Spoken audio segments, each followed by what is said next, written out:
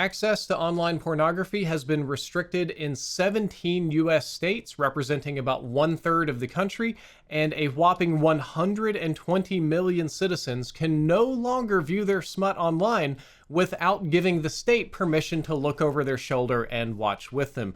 This basically covers almost the entire American South, and it's a topic that I was talking about a year ago when it rolled out in Texas and Texas banned Pornhub.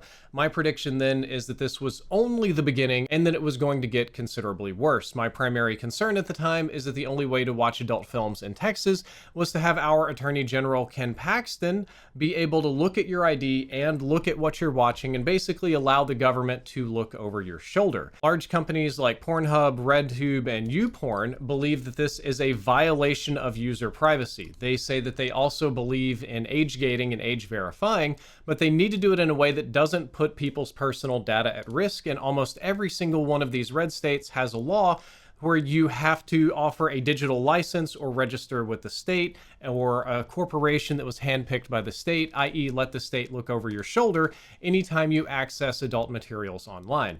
Most of the big companies believe this was a violation of their users' privacy and pulled out, creating a de facto ban.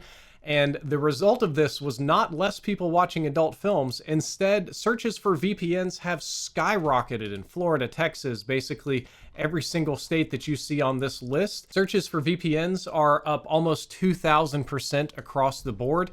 And there are tons of articles like this on PC World. The best VPN for Florida, the best free VPN, the best paid VPN.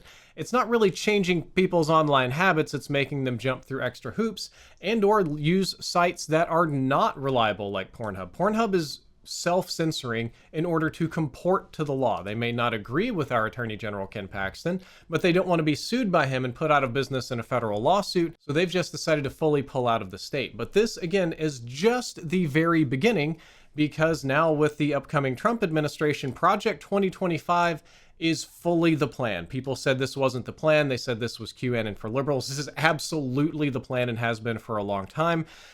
Project 2025 says pornography has no First Amendment protections relating to free speech and refers it as addictive as any illicit drug and as psychologically destructive as any crime, saying that pornography should be outlawed and the people who produce it and distribute it should be imprisoned. Educators and librarians who purvey it should be classed as registered sex offenders, and telecommunications and technology companies that facilitate the spread of pornography should be shuttered, which is very scary. So this map's going to be a lot more full next year.